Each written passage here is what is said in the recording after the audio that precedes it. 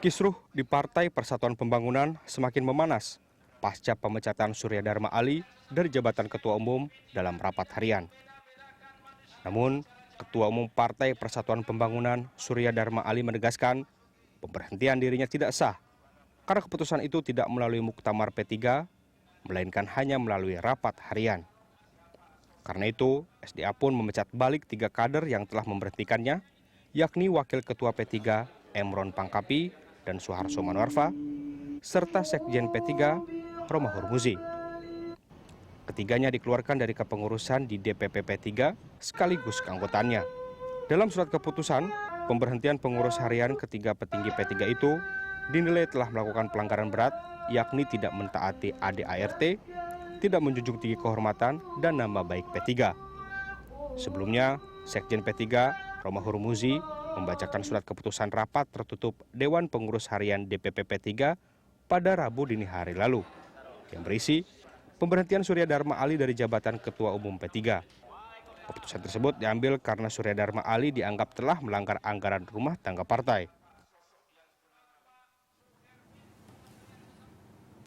Ya, misalnya kisruh di Partai Persatuan Pembangunan semakin memanas pasca pemecatan Surya Dharma Ali dari jabatan Ketua Umum dalam rapat harian. Saling pecat pun terjadi. Ketua Umum Partai Persatuan Pembangunan Surya Dharma Ali memecat balik 3 kader yang telah memberhentikannya, yakni Wakil Ketua P3 Emron Pangkapi dan Suharso Manoarfa serta Sekjen P3 Romah Hurmuzi. Ketiganya dikeluarkan dari kepengurusan di DPP P3 sekaligus keanggotaannya. Dan untuk membahas saling pecat di tubuh P3 telah hadir di studio Berita 1, Ketua DPP P3 Bapak Rusli Effendi dan juga pengamat politik dari Indikator Politik Mas Burhanuddin. Apa kabar Bapak-Bapak? Terima kasih sudah hadir di studio kami hari ini. Oke, dari kubu SDA kemudian bilang pengurus partai tidak punya kuasa untuk menggulingkan SDA dari kepemimpinannya di partai P3. Pendapat Anda terkait dengan apa yang kemudian disampaikan dari kubu SDA ini? Saya ingin menjelaskan kepada publik ya bahwa SDA tidak punya kubu sesungguhnya. Jadi tidak ada 2 kelompok. Yang ada adalah Pak SDA tidak ikhlas menerima keputusan rapat pengurus harian yang menetapkan beliau didasari oleh ADART yang sah. Ya, karena itu kita juga menghimbau kepada seluruh kader partai seluruh Indonesia bahwa tidak ada 2 kubu. Yang pasti Pak SDA tidak bisa menerima keputusan itu sehingga beliau melakukan sesuatu yang di luar aturan konstitusi. Kemudian keputusan rapat DPP itu adalah keputusan yang sah. Ya. Karena tidak hanya dihadiri oleh pengurus harian, tapi juga dihadiri oleh majelis-majelis. Nah sesungguhnya pengurus harian waktu itu menyarankan, meminta dengan logowo kepada Pak Surya untuk mengundurkan diri. Ya, dengan hormat karena ada sangkut paut dengan persoalan hukum. Dan itu sudah lama dilakukan sejak beliau tersangka ya bulan April. Dan ini didesak oleh 21 DPW se-Indonesia. Lalu tokoh-tokoh senior kita, Ketua Majelis Syariah Mbah Kiai Mamun Zubir juga memberi saran untuk dipertimbangkan mengundurkan diri. Majelis pertimbangan, majelis pakar, dan 1 September justru ada pertemuan tokoh-tokoh senior, ya, termasuk Pak Hamzah dan lain sebagainya. Tapi beliau tetap bertahan pada posisi ketua umum. Nah sementara publik melihat bahwa P3 tetap disangkut pautkan dengan situasi tersangka beliau. Nah P3 memang tetap memegang azas praduga tidak bersalah. Kemudian juga diakibatkan oleh situasi itu beliau tidak bisa aktif.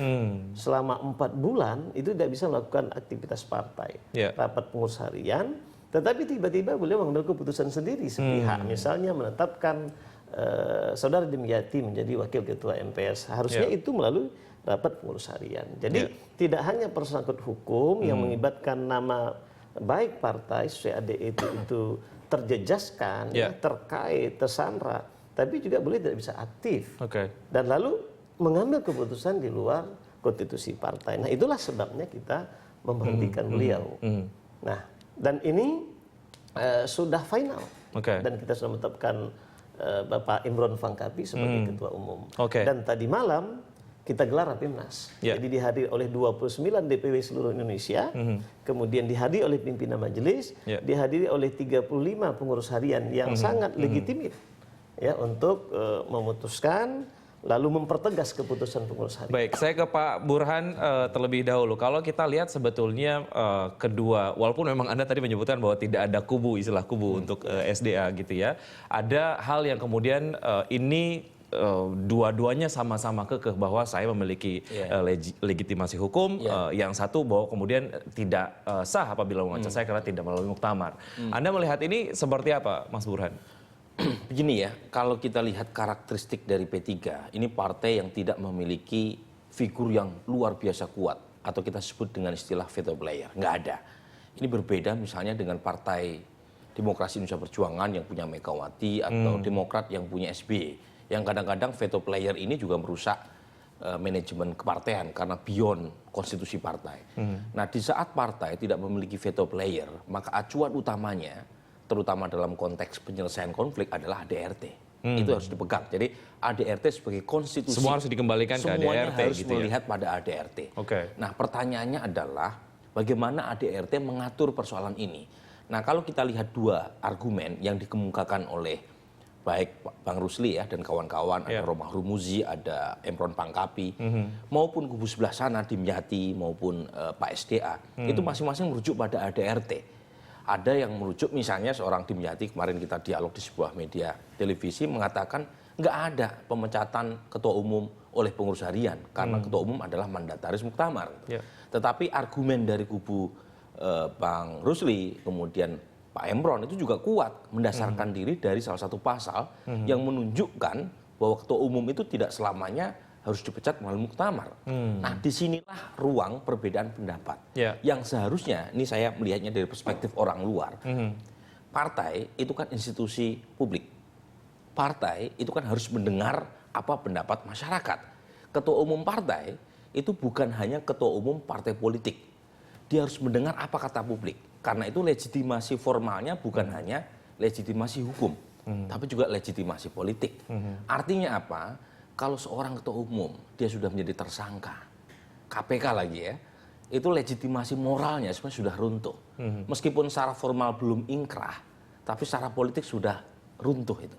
Nah, pada titik itu seharusnya memang nggak usah ngotot, lebih baik mengundurkan diri. Walaupun SDA bilang bahwa terbaik. kalaupun ingin diganti ataupun mau diturunkan sebagai ketua umum dari P3 ini harus melalui muktamar ketika ada persyaratan tadi memang harus. Gini, kalau sebenarnya tadi kalau menunggu muktamar itu artinya legitimasi formal yang ditempuh.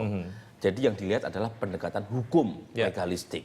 Tetapi ketua umum partai meskipun dia belum ingkrah tapi sudah menjadi tersangka kasus korupsi, itu sebaiknya langsung mengundurkan diri. Ini yang terjadi di mana-mana. Jadi ketika di barat misalnya jangankan menjadi tersangka, baru menjadi rumor saja langsung mengundurkan diri. Ya, nggak usah di barat, di Jepang, di Korea Selatan. Itu secara legowo itu kemudian dilakukan oleh karena partai politik ini bukan semata-mata urusan apakah pengadilan memutuskan bersalah atau tidak. Partai politik ini institusi yang mengandalkan trust sama kredibilitas publik. Kalau publik sudah nggak percaya, kasihan partainya. Nah, kira-kira begitu ya. Ini argumen politik, ya, bukan argumen hukum legalistik. Nah, kalau argumennya hukum legalistik, misalnya diputuskan di tingkat pengadilan negeri, nanti banding tingkat pengadilan tinggi, putuskan lagi bersalah, banding lagi ke MA. Berarti Anda kemudian melihat apa yang dilakukan oleh teman-teman DPP di P3 terkait dengan pemecatan SDA sebagai ketum P3 ini menjadi satu hal yang sudah sesuai dengan apa yang seharusnya dilakukan? Sih yang saya idealkan itu Pak Surya Dharma Ali mengajukan pengunduran diri secara sukarela. Kemudian misalnya ada Mbah Maimun Zubair, seorang figur yang luar biasa dipercaya dan diikuti ya petuahnya, itu menjadi semacam mediator untuk mencari win-win solution. Pak itu Rusli dan juga sekarang kan P3 sudah saling pecat-pecatan, jadi ada ledekan P3 jadi partai pecat-pecatan gitu ya. Baik, ini itu yang kan kemudian hadir di P3. masyarakat gitu ya. Oke, kita akan bahas setelah jeda berikut lebih lengkap terkait topik ini. Pemirsa tetap di tempat Anda.